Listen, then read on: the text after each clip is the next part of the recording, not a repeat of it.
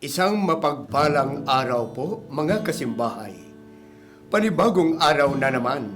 Halina't samahan ninyo ako sa pakikinig at pagninilay sa mabuting balita sa araw na ito.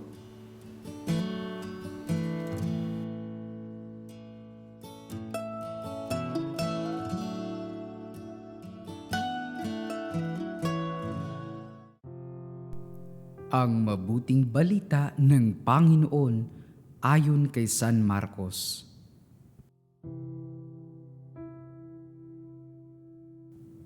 Noong panahong iyon, nag-aayuno ang mga alagad ni Juan Bautista at ang mga Pariseo.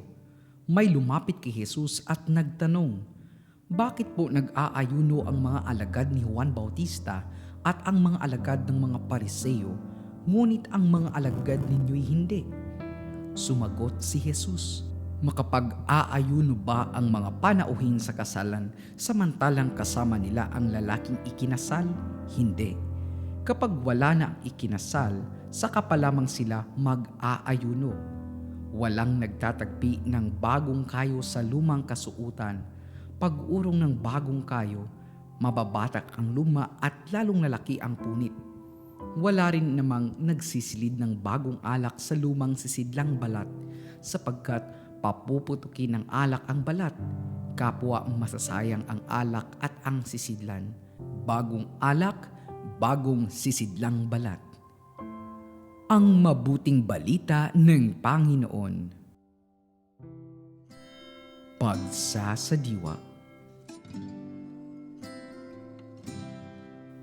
Makapag-aayuno ba ang mga panauhin sa kasalan samantalang kasama nila ang lalaking ikinasal? Hindi.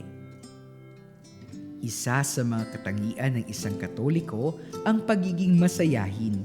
Mas malalim na pagtingin dito ang pagkakaroon ng magandang pananaw. Walang puwang sa sinumang nakatagpo kay Jesus ang kawalang pag-asa, sapagkat si Jesus ang bagong umaga na hindi magmamaliw. Walang imposible sa Panginoon kung kanyang luluubin at iyon ang magbibigay lakas sa kanyang mga tagasunod. Ang isang alagad na nananalig ang nagsisilbing buhay ng isang pamayanan. Nakakahawa ang kaligayahan at ramdam din ito ng mga nakapaligid sa kanya. Tunay na ligaya ang nararamdaman ng isang tagasunod sapagkat natagpuan na niya ang pinakamahalagang kayamanan sa daigdig noong natagpuan niya si Kristo.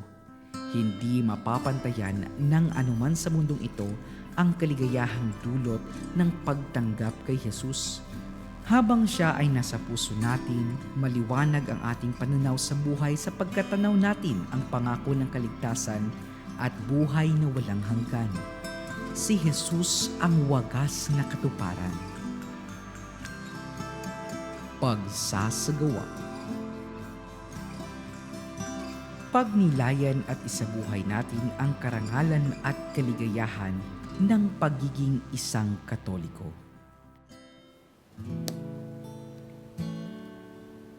Mga kasimbahay, napakinggan at napagnilayan po natin ang mensahe ng ating Panginoon sa araw na ito. Naway pagpalain kayo ng Panginoon sa ngalan ng Ama at ng Anak at ng Espiritu Santo. Amen.